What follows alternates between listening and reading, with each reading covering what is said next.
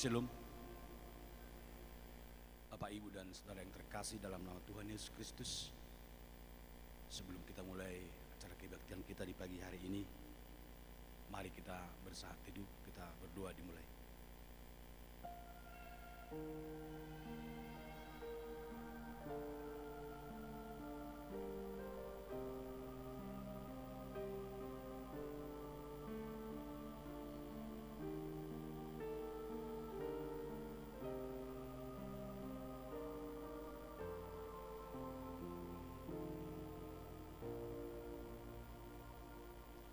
Kita akan mulai kebaktian kita. Kita angkat pujian untuk Tuhan. Kita bernyanyi dari Kidung Jemaat nomor 242 ayat 1 sampai ayat 3.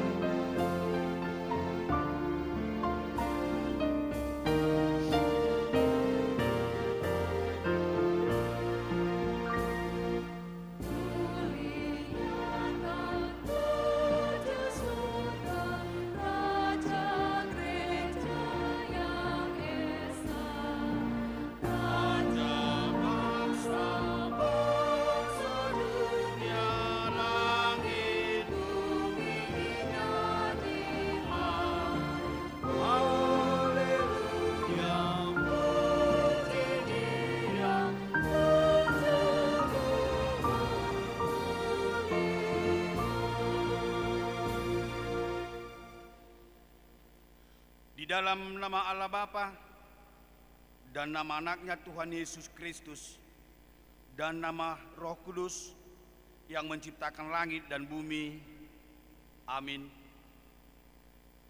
Aku melayangkan mataku ke gunung-gunung. Dari manakah akan datang pertolonganku?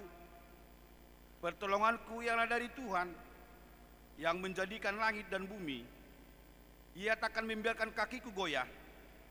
Penjagamu tidak akan terlelap. Tuhan akan menjaga engkau terhadap segala kecelakaan. Ia akan menjaga nyawamu.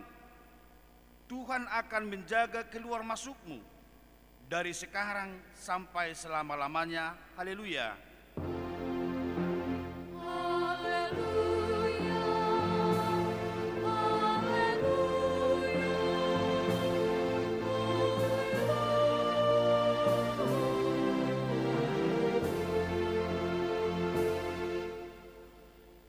Mari kita berdoa.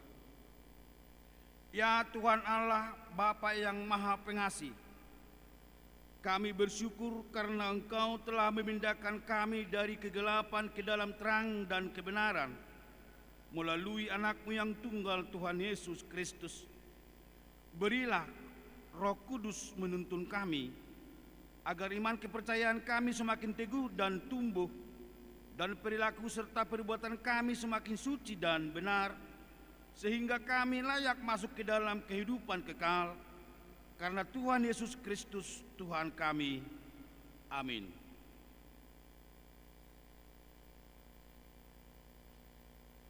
Kita bernyanyi dari Kidung Jemaat nomor 240A ayat 1 dan ayat 2.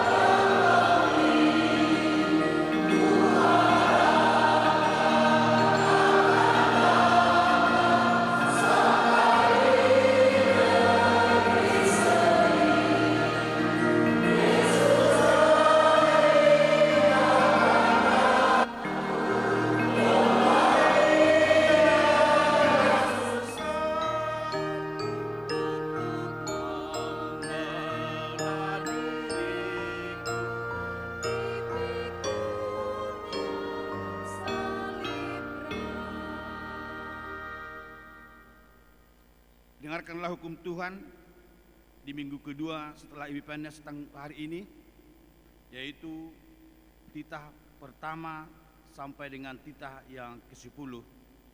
Demikian hukum Tuhan. Titah pertama. Akulah Tuhan Allahmu, jangan ada padamu Allah lain di hadapanku. Titah kedua. Jangan perbuat bagimu patung yang menyerupai apapun yang ada di langit, atau yang ada di bumi, atau yang ada di dalam air di bawah bumi, untuk disembah atau dituruti. Jangan menyebut nama Tuhan Allahmu dengan sembarangan, sebab Tuhan akan menghukum orang yang menyia-nyiakan namanya. Titah yang keempat. Ingat dan kuduskanlah hari Sabat. 6 hari lamanya engkau akan bekerja dan melakukan segala pekerjaanmu. Tetapi hari ke-7 adalah hari Sabat Tuhan Allahmu. Maka jangan melakukan sesuatu pekerjaan, engkau atau anakmu laki-laki, atau anakmu perempuan, atau hambamu laki-laki, atau hambamu perempuan, atau hewanmu, atau orang asing yang berada di tempat kediamanmu. Sebab pada 6 hari lamanya Tuhan menjadikan langit dan bumi, laut dan segala isinya, dan ia berhenti pada hari yang ke-7. Itulah sebabnya Tuhan memberkati hari Sabat dan menguduskannya. Titah yang kelima. Hormatilah ayah dan ibumu, supaya lanjut umurmu di bumi yang diberikan Tuhan Allahmu kepadamu. Titah yang ke-6, jangan membunuh. Titah yang ke-7, jangan berzina. Titah yang ke-8, jangan mencuri. Titah yang ke-9, jangan mengucapkan saksi dusta terhadap sesamamu manusia. Titah yang ke-10, jangan mengingini rumah sesamamu. Jangan mengingini istrinya, atau hambanya laki-laki, atau hambanya perempuan, atau lembunya, atau keledainya, atau apapun yang dimiliki sesamamu. Bagaimana firman Tuhan tentang ke-10 hukum itu? Aku, Tuhan Allahmu, adalah Allah yang cemburu, Allah yang membalaskan kesalahan bapa kepada anak-anaknya, kepada keturunan yang ketiga dan keempat dari orang yang membenci aku. Tetapi aku menunjukkan kasih setia kepada beribu-ribu orang, yaitu mereka yang mengasihi aku dan berpegang pada perintah-perintahku. Demikian hukum Tuhan. Mari kita berdoa meminta kekuatan. Ya Tuhan Allah, kuatkanlah kami melakukan yang sesuai dengan hukum-Mu. Amin. Kita bernyanyi dari Kidung Jemaat nomor 46 ayat 1 dan ayat 3.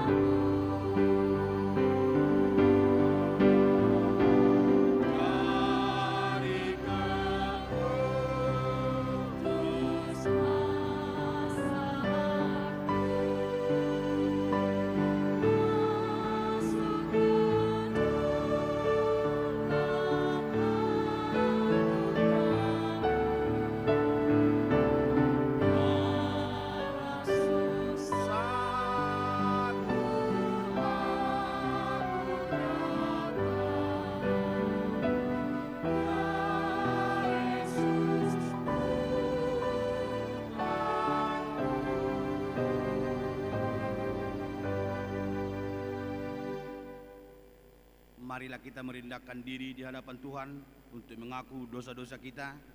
Kita berdoa.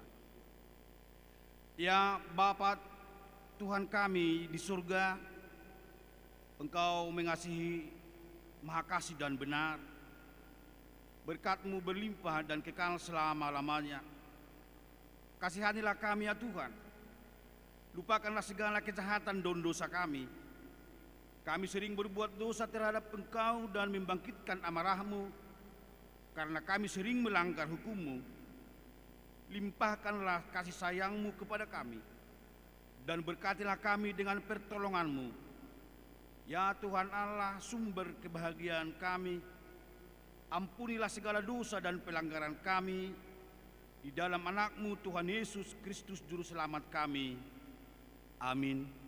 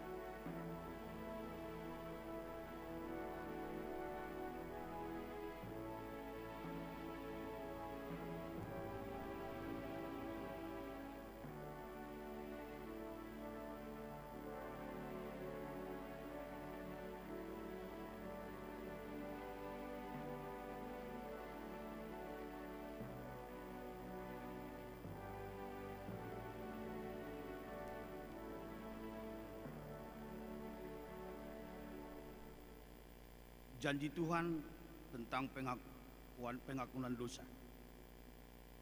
Demi aku yang hidup, demikianlah firman Tuhan. Aku tidak berkenan kepada kematian orang fasik, melainkan aku berkenan kepada pertobatan orang fasik itu dari kelakuannya supaya ia hidup. Kemuliaan bagi Allah di tempat yang maha tinggi. Amin. Kita bernyanyi dari Kidung Jemaat nomor 407 ayat 3 dan ayat 4.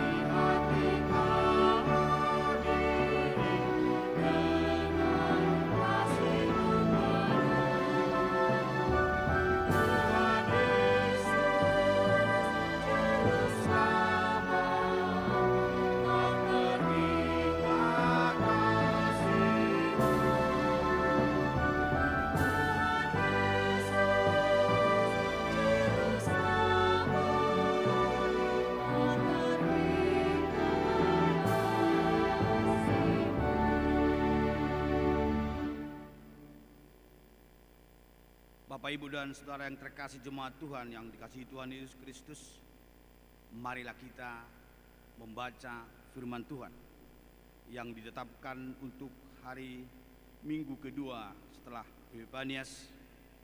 Minggu kita pagi ini yang tertulis di buku 1 Samuel pasalnya yang ketiga.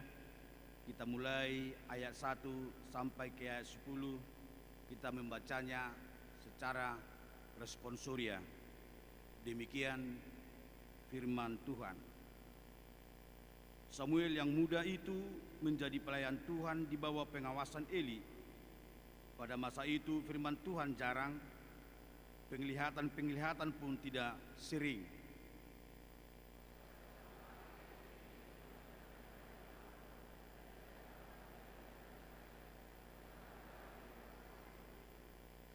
Lampu rumah Allah belum lagi padam.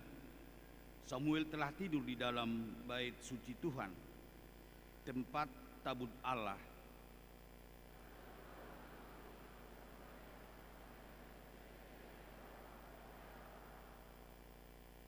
Lalu berlarilah dia kepada Eli serta bertanya, "Ya Bapa, bukankah Bapa memanggil aku?"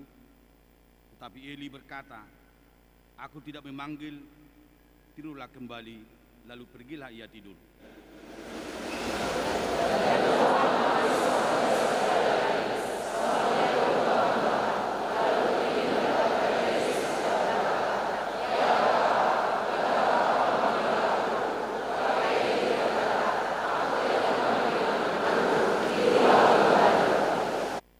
Samuel belum mengenal Tuhan.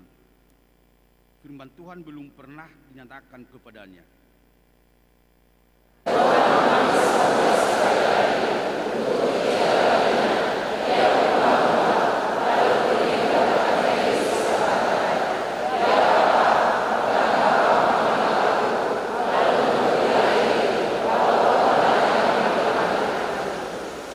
Sebab itu berkatalah Eli kepada Samuel, "Pergilah apabila tidur dan apabila ia memanggil engkau, katakanlah, berbicaralah Tuhan, sebab hamba-Mu ini mendengar. Maka pergilah Samuel dan tidurlah dia di tempat tidurnya sama-sama.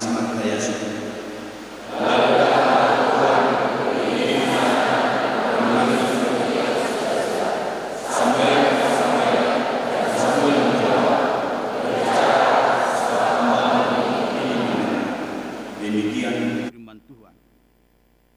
Berbahagialah orang yang mendengar firman Allah serta memeliharanya. Amin. Kita bernyanyi dari NKB nomor 126 ayat 1 dan ayat 2.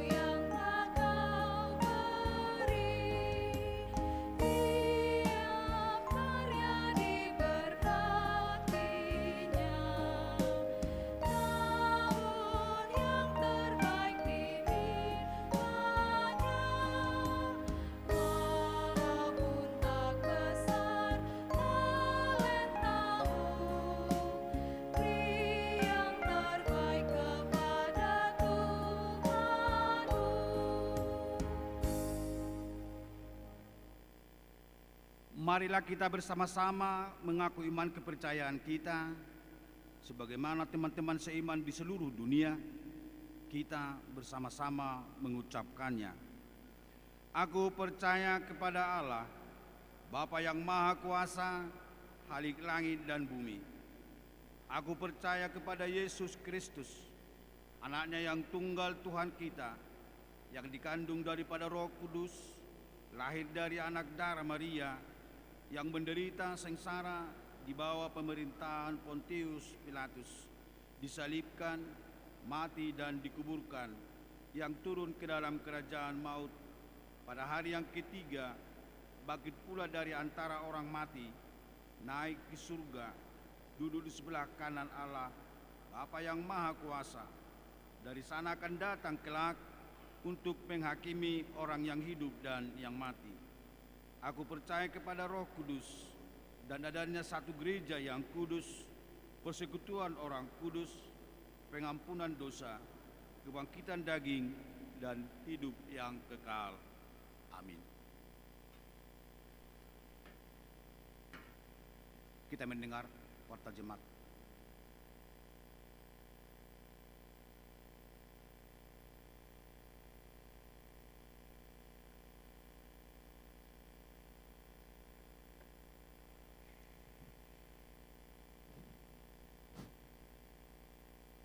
Shalom. Shalom. Jemaat yang dikasihi Tuhan, marilah kita mendengarkan warta jemaat kita pada minggu yang kedua, tanggal 14 Januari 2024. Yang pertama, nama minggu. Nama minggu kita hari ini adalah minggu yang kedua setelah Epifanias dengan topik minggu Yesus Allah, Yesus anak Allah dan Raja, Yesus yang kedua anak lahir. Pada hari Rabu 27 Desember 2023 Tuhan mengaruniakan seorang anak perempuan bagi Bapak Diki Fernando Hutajulu dan Ibu Tiara Indah Putawi Siahaan dari Wektiban. Anak dan ibu dalam kondisi sehat. Yang ketiga, jemaat pindah. Mulai minggu hari ini tidak menjadi jemaat kita lagi keluarga Hotma Tua Sidabutar dan Ibu Evi A. Panjaitan bersama dengan satu orang anak mereka pindah ke HKBP Batu Haji Baru Resort Seilangkai. 4. Warta pemberkatan nikah. A. Warta pertama, hendak menerima pemberkatan nikah yaitu Frankie Julius Napitupulu, anak dari Bapak S. Napitupulu dan Ibu N. Boru Simanjuntak, Jemaat AKBP Batam, Wek Batam Kota, dengan pasangannya Eunike Wilna Sialagan, anak dari Bapak Peltu Purnawirawan B. Sialagan, almarhum, dan Ibu SR Simamora dari GMII Jemaat Ebenezer Batam Center. Pemberkatan mereka akan dilaksanakan pada Sabtu 27 Januari 2024 di Gereja HKBP Batam Resort Batam masuk pukul 10 WIB. B. Warta kedua, hendak menerima pemberkatan nikah yaitu Betran Fridiando Panjaitan, anak dari Bapak Panghutan Panjaitan dan Ibu Surta Lubantobing, Jemaat HKBP Batam Wek Perserahan Muka Kuning, dengan pasangannya Risda Melina Simanguncong, anak dari Bapak Potak Marihot Simanguncong dan Ibu Esther Melau dari Huta Perdomuan, Jemaat HKBP Aik Badak Resort Tanjung Medan. Pemberkatan mereka akan dilaksanakan pada Sabtu 20 Januari 2024 di Gereja HKBP Batam Resort Batam masuk pukul 10 WIB. 5. Donor darah. Pada hari ini Minggu 14 Januari 2024 melalui Dewan Diakonia gereja kita mengadakan kegiatan donor darah yang dimulai pada pukul 9 hingga pukul 11 WIB bertempat di ruang sermon. Sehubungan dengan itu diharapkan kepada seluruh jemaat agar dapat berpartisipasi dalam mengikuti kegiatan tersebut untuk kesehatan kita masing-masing. 6. Ibadah Minggu sore dan pos pelayanan. Diinformasikan kepada seluruh jemaat bahwa pada hari ini ibadah Minggu sore 14 WIB dan pukul 18 WIB dan pos pelayanan Muka Kuning jam 10 WIB kita adakan kembali mulai hari ini tanggal 14 Januari 2024. Yang ketujuh, ibadah awal tahun HKBP Distrik 20 Kepulauan Riau. Pada hari Jumat 19 Januari 2024 diadakan ibadah awal tahun HKBP Distrik 20 Kepulauan Riau yang bertempat di Pergodungan HKBP Distrik 20 Kepulauan Riau masuk pukul 16.30 WIB. Kedelapan, bantuan kepada jemaat yang terkena musibah longsor. Gereja kita melalui Dewan Diakonia Sosial telah menyampaikan bantuan sosial kepada jemaat yang terkena musibah longsor. Kepada keluarga SEY Situmeang, Ibu Boru Manik, dan keluarga Perdosi, Ibu Boru Pardede dari Wek Baloi Kolam 1 yang mengakibatkan kerusakan parah sehingga rumah mereka tidak dapat ditempati lagi. Mohon kesembilan, mohon doa kesembuhan anggota jemaat yang sakit. Mari kita doakan supaya Tuhan Yesus memberikan kesembuhan bagi saudara-saudara kita yang sekarang sedang sakit. Kita bisa lihat di layar. Ke-10, sumbangan Sumbangan bunga altar pada minggu ini sumbangan dari Naposo Wik Muara Takus. Kami ucapkan terima kasih kepada Naposo atas sumbangannya. Ke-11, ucapan selamat ulang tahun. Seluruh pelayan penuh waktu, Parhalaru dan seluruh warga jemaat mengucapkan selamat ulang tahun kepada kelahiran dan pernikahan kepada jemaat yang berulang tahun kelahiran dan pernikahan pada minggu ini. Harapan dan doa semoga diberi kesehatan, kuat dalam iman, tetap di dalam perlindungan Tuhan. 12. Laporan keuangan. Saldo awal per 6 Januari 2024 sebesar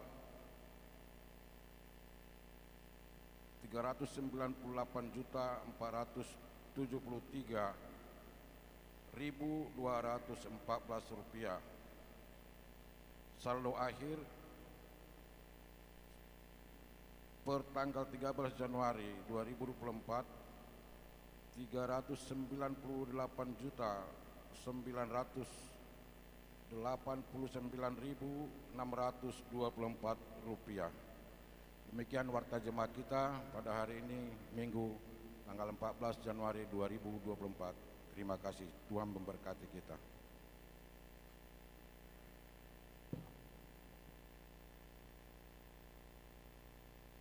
Kita akan sambut firman Tuhan. Kita angkat pujian Tuhan, kita bernyanyi dari Kidung Jemaat nomor 441 ayat 1 dan ayat 2.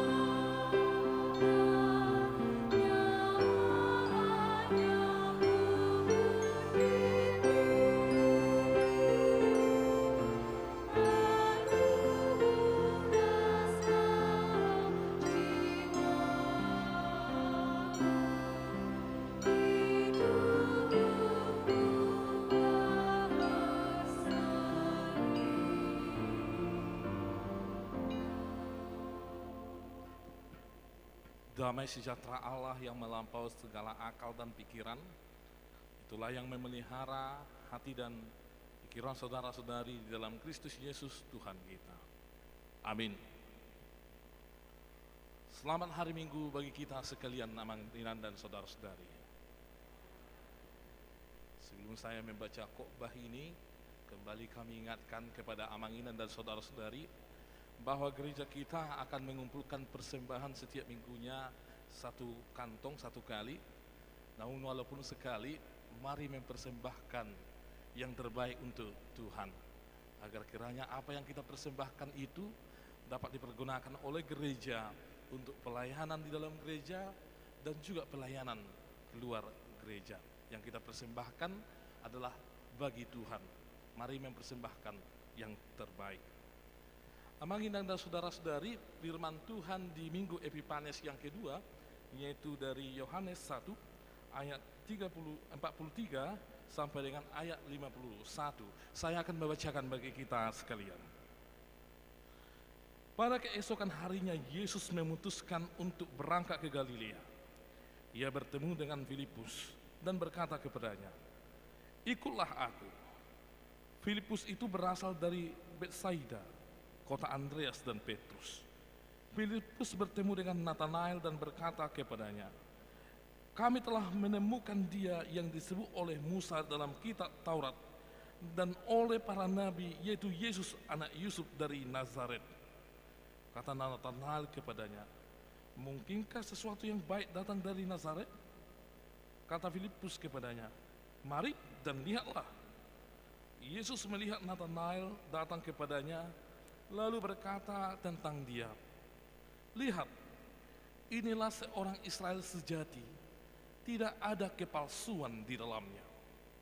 Kata Nathanael kepadanya, "Bagaimana engkau mengenal aku?" Jawab Yesus kepadanya, "Sebelum Filipus memanggil engkau, aku telah melihat engkau di bawah pohon ara." Kata Nathanael kepadanya, "Rabi, engkau anak Allah, engkau raja orang Israel." Yesus menjawab katanya, "Karena aku berkata kepadamu, aku melihat engkau di bawah pohon ara, maka engkau percaya. Engkau akan melihat hal-hal yang lebih besar daripada itu." Lalu kata Yesus kepadanya, "Aku berkata kepadamu, sesungguhnya engkau akan melihat langit terbuka dan malaikat-malaikat Allah turun naik kepada anak manusia." Demikian pembacaan firman Tuhan, Bapak, Ibu, dan saudara-saudari, dengan tema minggu kita, Yesus anak Allah dan Raja. Yesus adalah anak Allah, Huios Theou, yang tidak dapat dipisahkan antara Allah dengan manusia, bukan seperti hubungan ayah di rumah dengan anaknya, hubungan biologis, bukan. Karena apa yang dipikirkan oleh ayahnya belum tentu itu yang dipikirkan oleh anaknya. Karena apa yang dialami oleh anaknya belum tentu dialami oleh bapaknya di rumah. Tapi kalau Yesus disebut sebagai anak Allah, apa yang dirancang Allah, apa yang dipikirkan Allah, apa itu yang menjadi rencana Allah, itu juga yang ada di dalam Kristus amang dengan iman. Jadi jangan berpikir kalau Yesus adalah anak Allah, itu sama dengan kita punya anak di rumah, itu berbeda. Kita bisa berpisah dengan anak kita, tetapi Allah dengan Yesus yang adalah satu itu tidak bisa dipisahkan satu sama lain. Huios Theou, hubungan yang tidak bisa dipisahkan.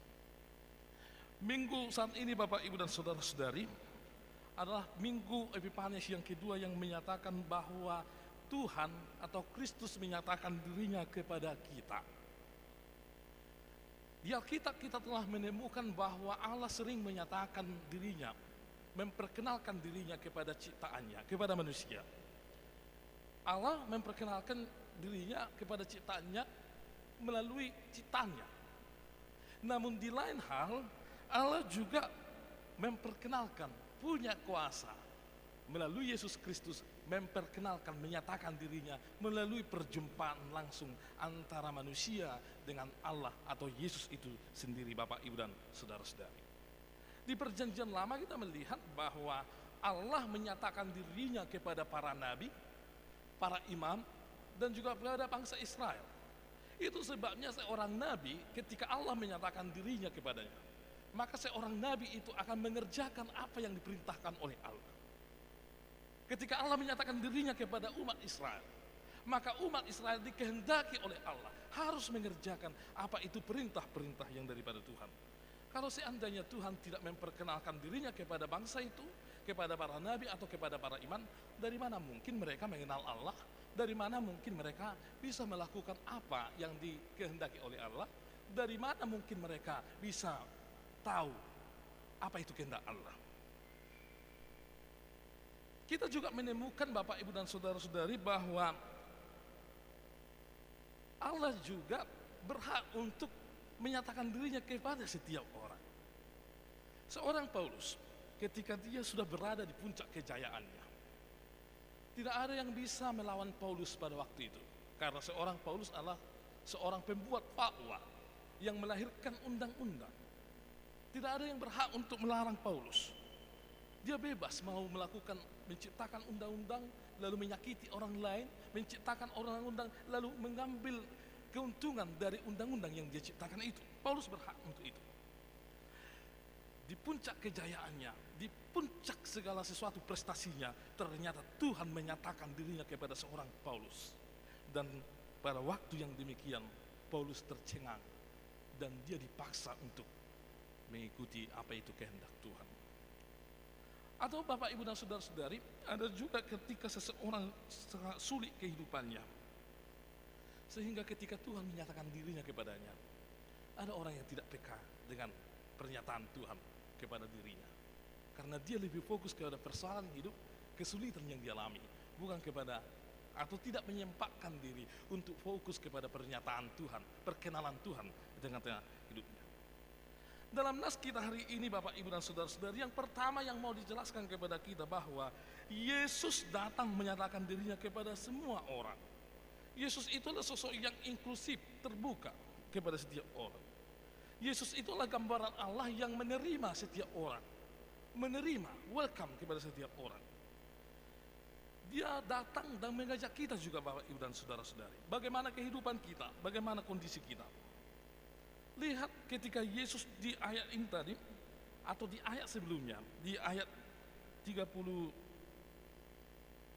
sebelum pasal kita, khotbah kita hari ini, bahwa Yesus menjumpai yang bernama Simon Petrus dan juga menjumpai saudaranya di sana yang bernama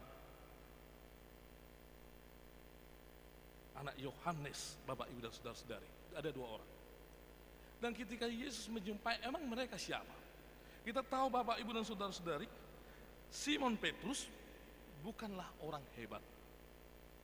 Simon Petrus bukanlah orang terkenal seperti selebriti, bukan YouTuber ya, bukan. Tapi Simon Petrus adalah seorang nelayan, penjala ikan. Di zaman dahulu, seorang nelayan atau penjala ikan itu nggak masuk ke dalam golongan orang yang sukses. Itu tidak masuk kepada ukuran-ukuran orang yang diberkati loh. Kalau seukuran nelayan zaman Yesus, kalau pekerjaannya masih menggerakkan otot, habis energinya untuk mencari sumber kehidupannya, di zaman Yesus bagi orang Yahudi itu bukan pekerjaan orang-orang yang diberkati Bapak Ibu dan saudara-saudari. Itulah pekerjaan orang-orang yang hina, pekerjaan orang-orang yang tidak diberkati. Coba kita baca nanti doa Yesus. Apa yang ada dalam doa Yesus, harapan dari seorang Yahudi, yaitu dia ingin seperti Yesus, diberkatilah pekerjaannya, diberkatilah hasil ladangnya, diberkatilah anak cucunya, dan semua malapetaka atau hal yang sulit jangan datang kepadanya. Ini sesuatu yang bertolak belakang sebenarnya dengan ikutlah aku, pikullah salib. Memikul salib adalah sesuatu yang bertentangan dengan apa itu dua-dua Yesus tadi, yang memahami bahwa berkat Tuhan itu hanya datang ketika segala sesuatu itu menjadi indah dan baik Bapak Ibu dan saudara-saudari. Petrus dan saudaranya hidup di Galilea. Galilea juga Bapak Ibu dan saudara-saudari adalah tempat yang dipahami pada waktu itu adalah tempat orang-orang yang tidak percaya kepada Tuhan atau orang-orang kafir. Orang-orang yang menolak Tuhan, mereka memahami, orang-orang Yahudi memahami hal tersebut. Padahal di sekitar Galilea ini ada danau Galilea yang subur untuk tempat pertanian, yang baik untuk tempat beternak ikan atau juga untuk peternakan, karena sumber airnya ada Bapak Ibu dan saudara-saudari. Jadi baik orang-orang yang lemah itu, si Simon Petrus dan saudaranya, atau juga Galilea itu yang dipahami sebagai tempat yang hina, orang-orang kafir ada di sana, tempat yang nggak baik, tempat yang sebaiknya nggak usah dilewati, tempat yang sebaiknya dijauhi, tempat itu adalah tempat-tempat orang hina. Ternyata apa yang terjadi? Yesus hadir di sana dan menunjukkan siapa dia sebenarnya. Anak Allah itu, dia hadir bukan hanya sebagai raja yang hanya untuk orang-orang yang mengaku dirinya hebat. Dia hadir bukan hanya sebagai raja kepada orang-orang yang terkenal. Dia bukan hanya hadir sebagai raja kepada orang-orang yang hidupnya sudah lebih baik, tetapi dia hadir di tengah-tengah kumpulan orang-orang yang menderita, yang disingkirkan, yang dianggap hina, yang dianggap tidak diberkati. Bapak, Ibu, dan saudara-saudari.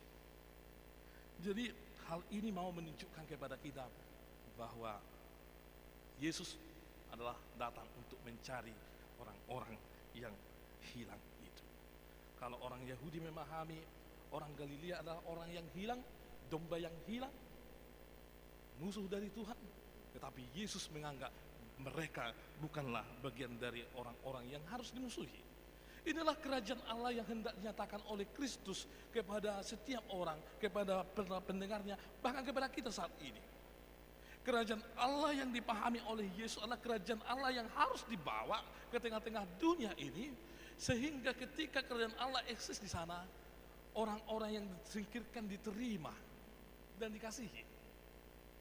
Orang-orang yang sebelumnya dianggap tidak diberkati, dikawani, ditemani. Orang-orang yang sebelumnya dianggap tidak perlu ditemani karena dia tidak percaya kepada Tuhan atau dia menolak Tuhan. Namun ketika kerajaan Allah hadir di sana, Yesus yang adalah kerajaan Allah, penerimaan ada, kebersamaan ada, saling tolong menolong ada. Mereka dihargai sebagai pewaris kerajaan Allah. Bapak, Ibu, dan saudara-saudari.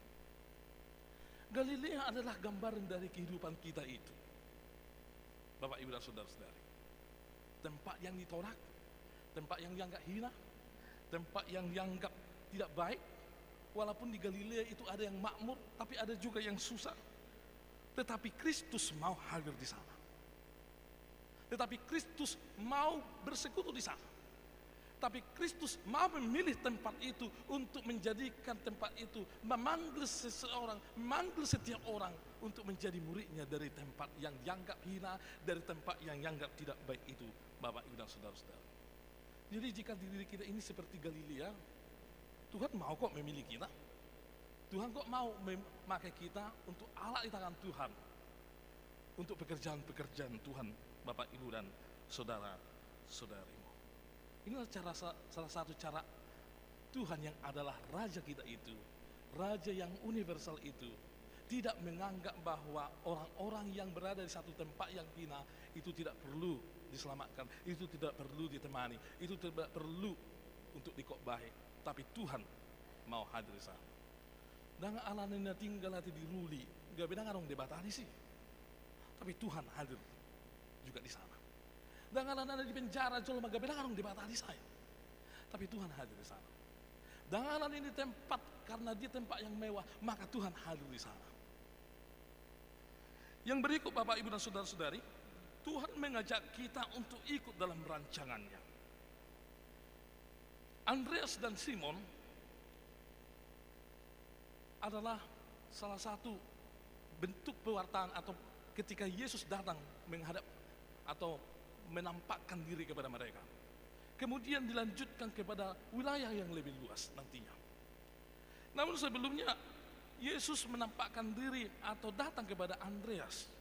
Lalu ketika Yohanes yang adalah ayah dari Andreas mengatakan kepada saudaranya, anaknya si Andreas, lihatlah anak domba Allah.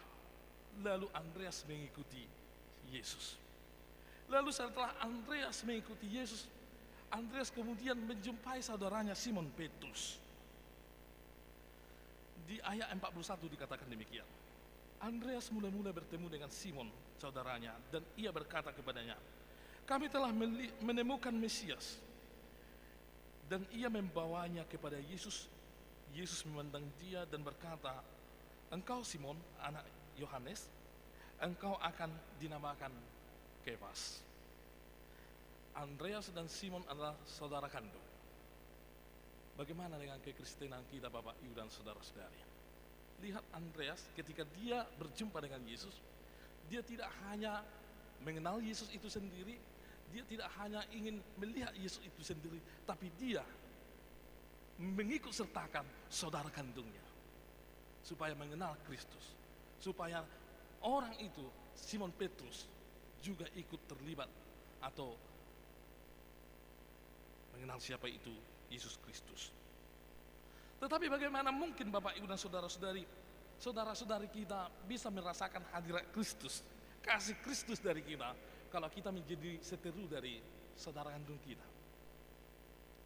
Bagaimana mungkin Bapak Ibu dan saudara-saudari kita bisa memberitakan, inilah kasih itu, inilah Tuhan itu yang baik kepada kita, yang melayani, kalau ternyata Bapak Ibu dan saudara-saudari di tengah-tengah keluarga kita tidak mengasihi saudara-saudara kandung kita sebagaimana Andreas dan Simon Petrus. Bagaimana ketika kita kemarin pulang kampung di akhir tahun atau tahun baru itu? Apa yang kita alami di kampung Amang dan Inang dan saudara-saudari? Menjadi berkat atau menjadi sandungan di kampung? Ayo tukan, arung utung na habiaran di narihu bona pasogit mulu-mula pangarato. Sutung taringot itong maka parbalohan tukan. Api nga sangat diulan na sila. Sutung taringot yak kanang lirikin menjadi persoalan. Filosofi atau teologi dari orang-orang yang datang bertamu atau pulang kampung adalah datang membawa berkat, pulang membawa pengampunan. Jadi keluarga itu harus menjadi gudang dari berkat. Kalau kita pulang ke kampung, kalau kita bersama dengan keluarga kita, itu harus menjadi berkat. Dan ketika pulang dari sana harus menjadi gudang dari pengampunan. Una tung mula syakuta hol susu dibuat tu sol. Itu tungga. Amang teh, amala songonom menna. Hol susu dibuat mulak, mulak rosana tung holsuan, rosana tung holsuan. Ya harus ditanggung nonton. Bapak Ibu dan saudara-saudari, ketika yang bersaudara itu hidup rukun, sebagaimana Lot dan Abraham, itu ibarat mereka tinggal di daerah yang begitu indah sekali, bisa digambarkan seperti keindahan surgawi. Alangkah begitu indahnya kepada orang yang bersaudara itu ketika mereka sangat kompak mengatasi persoalan-persoalan di keluarga. Alangkah begitu indahnya hubungan antara Andreas dengan Simon ketika ada sesuatu yang luar biasa dialami oleh Andreas, dia mengikutkan saudaranya Simon supaya dia juga ikut bagian dengan perjumpaan dengan Yesus. Biru tungalani kompak na tabuna na bersaudarakan dua. Namun ketika hidup ibarat di neraka, yaitu ketika yang bersaudara itu tidak bisa jumpa, ibarat minyak dengan air. Lihat bagaimana Kain dan Habel. Apa yang mau diharapkan dari perjumpaan seperti itu? Berkat tidak, kerugian iya. Sukacita enggak, duka cita yang ditemukan di sana. Atau ketika kita melihat Yusuf dan saudara-saudaranya, siapa yang bangga memiliki hubungan yang seperti itu? Bapak, Ibu dan saudara-saudara. Jadi mari ciptakan hubungan yang baik dengan saudara kandung, saudara atau keluarga kita, supaya keluarga kita itu menjadi gambaran dari kerajaan Allah di tengah-tengah dunia ini yang membawa sukacita kepada siapa saja. Ketika Yesus setelah berjumpa dengan Andreas dengan Simon, kemudian Yesus melanjutkan perjumpaannya kepada Filipus di Betsaida, ke tempat yang lebih luas, ke saudara-saudara yang lebih luas, Bapak, Ibu, dan saudara-saudari. Dan Yesus biasanya seperti itu, dari keluarga dulu, baru masuk nanti ke tengah-tengah kota atau kampung. Dimulai dari orang-orang yang berkeluarga, baru nanti dilanjutkan kepada yang lebih luas lagi, Bapak, Ibu, dan saudara-saudara. Betsaida adalah kota yang terkenal menolak Yesus dengan keras. Sama seperti Nazaret, kota kelahiran Yesus itu adalah tempat yang menolak Yesus yang pertama sekali, Bapak, Ibu, dan saudara-saudara. Namun sekalipun Betsaida menolak Yesus, kota itu menolak Yesus, namun ada juga orang yang bisa terpanggil dari tengah-tengah kota itu, yaitu Andreas, Petrus, dan Filipus. Walaupun ada tantangan, walaupun ada hambatan, Tetapi ketika Yesus hendak berjumpa dengan orang-orang yang hendak dia panggil, tantangan itu tidak berkuasa untuk menghambat berjumpa Yesus dengan orang-orang tersebut, Bapak Ibu dan Saudara-saudari. Malah Bapak Ibu dan Saudara-saudari, ketika Yesus telah selesai dibaptis, pelayanan yang pertama dilakukan oleh Yesus adalah memanggil murid-muridnya. Dari mana Yesus memanggil murid-muridnya? Yang pertama adalah dari kota yang menolaknya, yaitu Betsaida tadi. Dari sana muncul. Jadi Bapak Ibu dan Saudara-saudari, jika semakin banyak orang menolak kehadiran Yesus, Yesus bukan kalah. Yesus berkuasa dan Yesus lebih besar dari tantangan dan halangan itu. Untuk menembus tembok itu, Yesus bisa untuk memanggil orang-orang supaya percaya dari tempat itu. Jadi Bapak Ibu dan Saudara-saudari, jika kamu membuat keluargamu menjadi menghambat orang-orang di tengah-tengah keluargamu untuk berjumpa dengan Yesus, tak sudah Yesus memulai sih. Jika ada orang tua melarang anaknya untuk datang ke persekutuan orang-orang percaya di gereja, atau manang leleng bodoh goron di Yesus, aka yanakon asa buina sida masuk asa rona sida mamuji do pasapon di bata amang do tamina. Yesus menemukan Filipus, bukan Filipus yang menemukan Yesus. Yesuslah yang mencari yang hilang, bukan orang yang hilang yang mencari orang yang hendak mendapatkannya. Itu sebabnya Bapak Ibu dan Saudara-saudari menjadi sesuatu yang aneh ketika ada mengatakan, ketika saya di gereja A, saya tidak menemukan Yesus. Namun setelah saya berpindah ke gereja lain, saya menemukan Yesus. Ketika saya di kampung bergereja, saya tidak menemukan Yesus. Tapi setelah saya bergereja di kota, karena di kota ada AC-nya, ada wifi-nya, ada videotronnya, soundnya bagus, saya menemukan Yesus. Seakan-akan Yesus itu hadir hanya karena ada tempat yang bagus, ya, hanya karena ada musik alunan yang bagus, hanya karena ada videotron, AC dan yang lain. Padahal kalau kita lihat teks kita hari ini, Yesus hadir bukan ke tempat orang-orang yang dianggap tempat yang hebat pada waktu itu, justru tempat yang hilang, yang ditolak, yang direndahkan. Saya mau mengatakan ini bukan mau mengatakan bahwa tidak perlu ini dan itu, tetapi kehadiran kita di sini, saya mau mengatakan bahwa itu adalah karena Tuhan yang memanggil kita. Tuhan yang memanggil kita dari berbagai tempat, sehingga kita datang di tempat ini, sehingga kita memuji Tuhan di tempat ini, Bapak Ibu dan Saudara-saudari. Kemarin saya membaca sebuah artikel, kalau di Asia katanya ibadah semakin modern, maka dipahami bahwa Tuhan hadir di sana. Semakin modern, semakin banyak aksesoris yang dibuat di ibadah itu, maka Tuhan dipahami hadir di sana. Orang Asia memahami itu sekarang ini. Berbeda halnya di Amerika Serikat. Semakin tradisional, semakin kuno, maka Tuhan semakin hadir di sana. Padahal ibadah yang modern itu munculnya dari Amerika, ya, Bapak Ibu dan Saudara-saudari. Namun Bapak Ibu dan Saudara-saudari, mau di ibadah yang modern, mau di ibadah yang tradisional, itu bukan penghambat untuk Tuhan hadir di tengah-tengah kita, Bapak Ibu dan Saudara-saudari. Bukan karena kuno Tuhan gak ada di sana, bukan karena modern Tuhan gak ada di sana, tapi Tuhan mau hadir di mana Dia mau di situasi yang modern, mau di situasi yang kuno, mau di situasi yang tradisional, bahkan mau di situasi yang postmodern sekalipun, Bapak Ibu dan Saudara-saudara. Mau di tempat yang terpencil, Tuhan juga hadir loh. Di tempat yang ditolak, hadir Dia, menyatakan dirinya.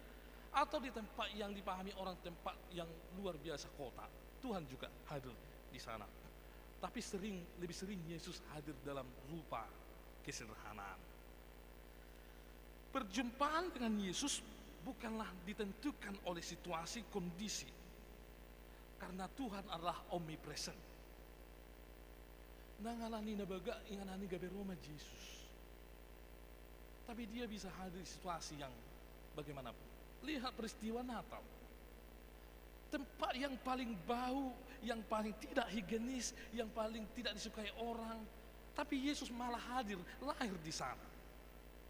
Bapak Ibu dan saudara-saudari, tempat yang orang tidak hendak ingin ada kegiatan selain pinahan, mana paha-pahanan di sana. Tapi Tuhan kok hadir tempat yang demikian.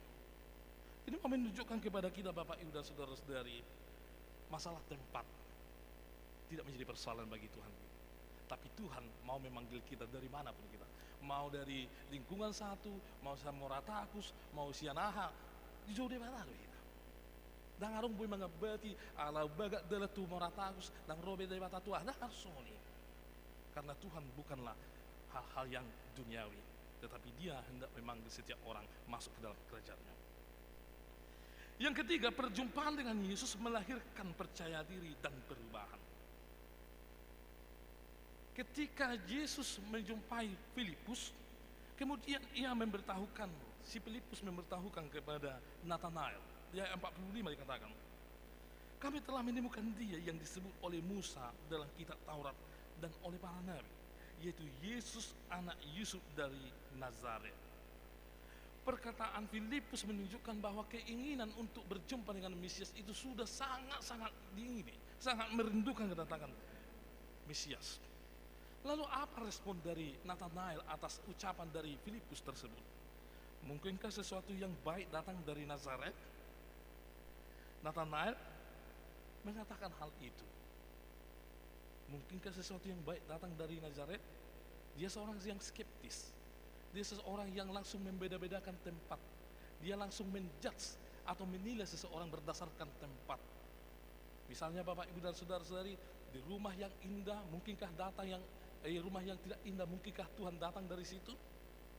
Itu sama seperti tadi. Kalau di Galilea tidak ada orang-orang yang dianggap orang-orang yang terberkati di Nazaret, karena tempat itulah tempat orang-orang yang hidupnya di bawah rata-rata. Tapi Nathanael langsung menjudge sebuah tempat, Bapak Ibu dan saudara-saudari. Ada apa dengan Nathanael ini? Dia suka memvonis. Memang Nazaret tidak semaju dengan daerah-daerah yang lain. Tetapi apakah baik langsung memvonis atau menjudge suatu tempat, penghuni tempat itu adalah orang-orang yang tidak diberkati, adalah orang-orang yang tidak baik?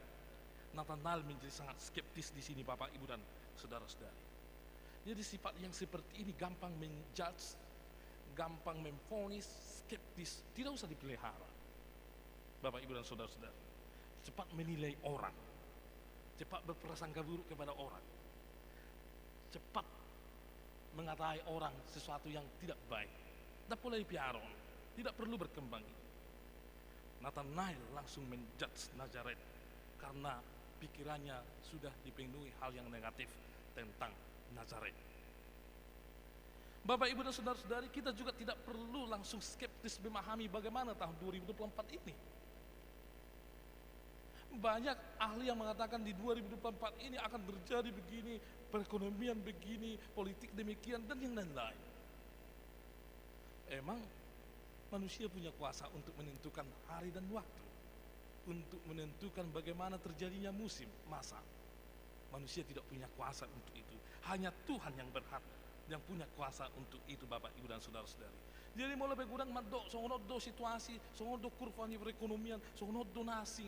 Tak pola jauh kita sih, karena kita adalah orang-orang yang percaya kepada Tuhan. Orang-orang yang percaya kepada Tuhan adalah orang-orang yang berpengharapan, bukan orang-orang yang pesimis, bukan orang-orang yang skeptis seperti Nathanael, Bapak Ibu dan saudara-saudari. Lalu ketika kehadiran Yesus di tengah-tengah perjumpaannya dengan Nathanael, Bapak Ibu dan saudara-saudari, akhirnya Yesus menyatakan dan mengatakan kepada si Nathanael, bukankah kamu tadi yang saya lihat berdua di pohon ara? Tersungguh untuk si Nathanael. Mereka belum pernah berjumpa, tapi Yesus sudah mengenal dia sangat luar biasa sekali, Bapak Ibu dan saudara-saudari. Mereka belum pernah berjumpa, maka Nathanael kerobe, tapi sangat dalam Yesus mengenal dia. Mengenal sangat dalam. Mengenal Petrus sangat dalam. Mengenal kita sangat dalam. Jadi Tuhan mengenal kita sungguh sangat dalam. Saya mengenal Presiden Indonesia Jokowi, Tetapi sekalipun saya tidak pernah berjumpa dengan Jokowi, yang saya kenal dia adalah presiden dan dia sering tampil di media. Hanya itu saja. Saya tidak mengenal bagaimana Jokowi itu mendidik anak-anaknya, bagaimana saat Jokowi itu di tengah-tengah keluarga, saya tidak mengenal itu. Atau ada juga orang Bapak Ibu yang saudara-saudari mengenal seseorang itu hanya karena kebaikannya. Bagaimana menurutmu si A? Oh, dia sangat baik, ini begini-begini. Atau di lain hal, ada orang yang ketika bagaimana si B? Dia hanya mengenal dia dari sisi yang negatif, dari yang jahat-jahatnya itu aja gitu. Hanya dari negatifnya, nggak ada yang baik dari dia yang kau lihat, nggak ada, dia jahat sekali, itu aja. Honani mai boto. Atau hanya penampakannya saja yang dilihat. Tapi Yesus mengenal seseorang melampaui itu Bapak Ibu dan saudara-saudari. Ketika Yesus mengatakan, "Aira ko nakina di bonani hau-harai, ada orang sodigorasi Filipus so martangnya," maka Nathanael tersungguh menasida dan mengakui bahwa Yesus adalah anak Allah dan Raja. Bapak Ibu dan saudara-saudari. Jadi pengenalan Kristus kepada kita sungguh sangat dalam, melampaui diri kita mengenal kita. Alania mang Dr. Minang, Yesus yang memilih kita supaya kita mengenal siapa Yesus, karena Yesus lebih dahulu mengenal kita. Nathanael yang sebelumnya kepribadiannya sangat otentik, sangat gampang menilai, setelah perkenalannya dengan Yesus, akhirnya dia berubah menjadi seorang yang bukan skeptis lagi, yang tidak langsung menjudge lagi, tetapi menjadi seorang yang percaya kepada Yesus, yang mengakui siapa itu Yesus Bapak Ibu dan saudara-saudari. Dan akhirnya Nathanael mengikut Yesus. Bapak Ibu dan saudara-saudari mengikut Yesus. Ikutlah aku, kata Yesus kepada Filipi. Dan Nathanael akhirnya mengikut Yesus setelah dia mendengarkan kesaksian siapa Yesus. Di bahasa aslinya dikatakan demikian. Deute opiso mo. Ikutlah aku. Yang artinya mengikut itu adalah dari belakang. Mengikut itu adalah berjalan di belakangnya. Ketika yang diikutinya berjalan ke kiri, dia harus berjalan ke kiri. Ketika yang mengikutinya pergi ke tempat yang jauh, dia harus mengikutinya. Kalau yang mengikuti belakang itu pergi atau ambil jalannya sendiri, berarti dia bukan pengikut Bapak Ibu dan saudara-saudara. Ketika Yesus adalah sosok yang mengasihi, ketika Yesus adalah sosok yang mau berbuat, ketika Yesus adalah sosok yang mau berkorban, ketika Yesus adalah sosok yang tidak mudah menjudge, ketika Yesus adalah sosok yang tidak suka asal madibereng jolma begak tamak, maka pengikutnya juga harus mengikuti hal itu dari belakang. Kalau Yesus bukan sosok yang gampang menjudge, mengkritik, ya kan? Maka pengikutnya juga harus demikian. Memang di demokrasi, negara demokrasinya kritik mengkritik bagus, karena itu adalah buah dari demokrasi. Tetapi selain warga negara yang baik, kita juga ini adalah warga kerajaan Allah. Ada yang lebih jauh melampaui daripada kritik mengkritik. Kalau kita saling mengkritik, apakah iman kita bertambah? Yaitu saling mendoakan. Itu. Kalau saya membuat kritik banyak di Facebook tentang agama lain, tentang budaya lain, apakah kritik itu akan membangun orang lain imannya makin bertambah atau saya? Saya rasa tidak. Justru kekerasan atau kebencian yang terbangun di hal-hal yang demikian. Oleh sebab itu Bapak Ibu dan saudara-saudari, orang percaya ya bisa mengkritik, tetapi melampaui itu harus juga dikerjakan oleh percaya, yaitu saling mendoakan. Itu memang Dr. Minang. Saling mendoakan, sebagaimana Yesus yang mendoakan umatnya. Kalau Yesus adalah sosok yang peduli, yang bijaksana, berkhidmat, mau menderita, mau berkorban, yang mengikutinya kita juga harus menjadi sosok yang menderita, mau mengikuti, mau berkorban. Nang mati-mati tuna burju, menurut saya bunguan mati-mati tuna burju. Nggak berong istilah di bunguan si Marta do si Maria, ya kan? Si Marta do si Maria, nang mati-mati tuna burju. Tapi mari kita ikuti Yesus yang mau melayani, berbuat yang terbaik. Pengikutnya harus juga demikian. Kalau Yesus mengatakan persembahkanlah bagi Tuhan apa yang kau persembahkan kepada Tuhan dan berikan kepada kaisar apa yang kau berikan kepada kaisar. Hari ini juga persembahkanlah yang terbaik bagi Tuhan, karena Yesus juga menganjurkan umatnya untuk mempersembahkan yang terbaik bagi Tuhan. Selamat Bapak Ibu dan saudara-saudara, kiranya Tuhan Yesus memberkati kita, menguatkan kita menjadi pengikut Kristus yang mengikuti Dia dari belakang, bukan yang suka ke kiri ke kanan, tetapi kemana Kristus melangkah, mari kita melangkah sebagaimana Kristus melangkah. Amin.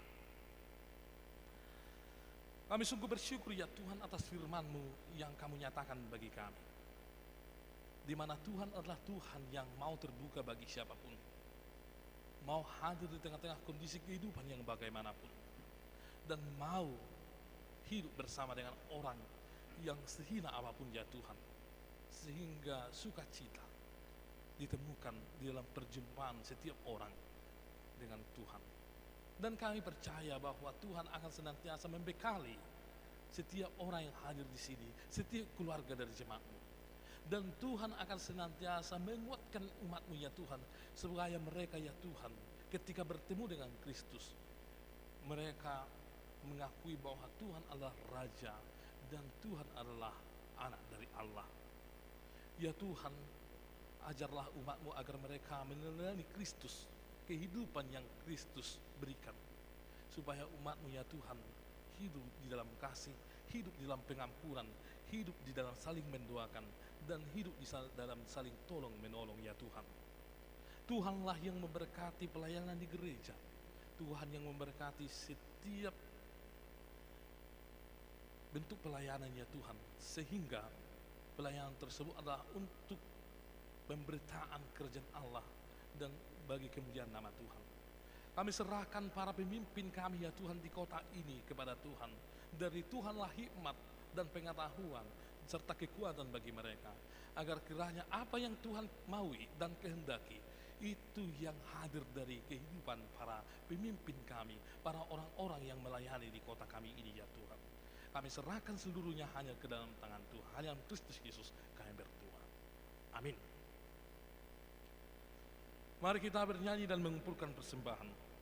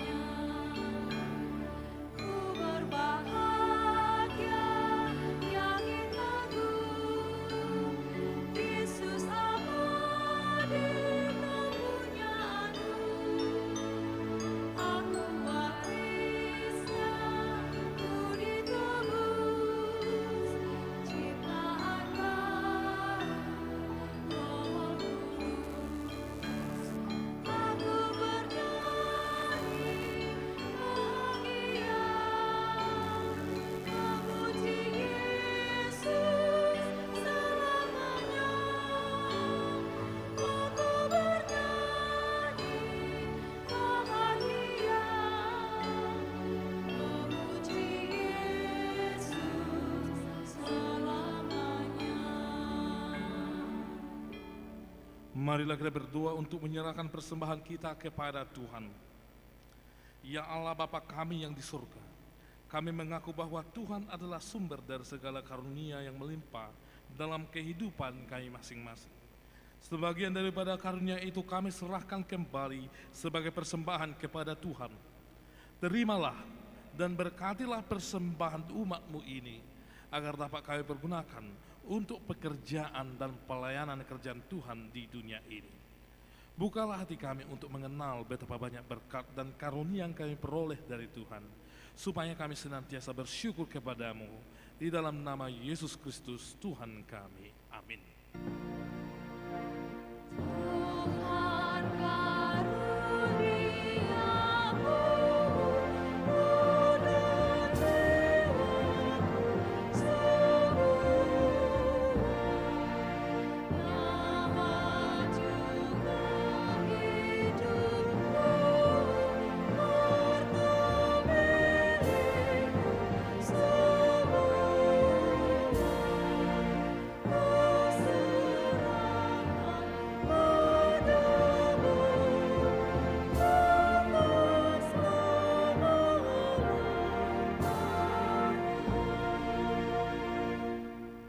Bapa kami yang di sorga, dikuduskanlah nama-Mu, datanglah kerajaan-Mu, jadilah kehendak-Mu di bumi seperti di surga. Berikanlah kami pada hari ini makanan kami yang secukupnya, dan ampunilah kami akan kesalahan kami, seperti kami juga telah mengampuni orang yang bersalah kepada kami. Dan janganlah membawa kami ke dalam pencobaan, tetapi lepaskanlah kami daripada yang jahat.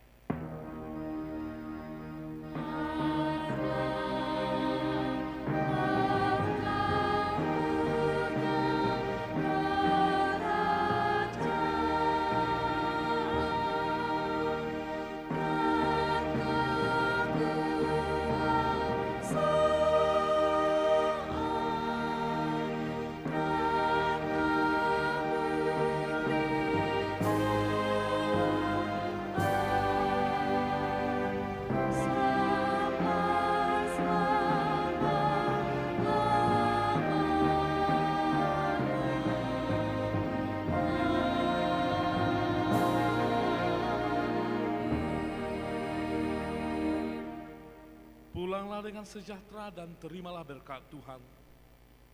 Tuhan memberkati dan melindungi engkau. Tuhan menyinari engkau dengan wajah-Nya dan memberi engkau kasih karunia. Tuhan menghadapkan wajah-Nya kepadamu dan memberi engkau damai sejahtera.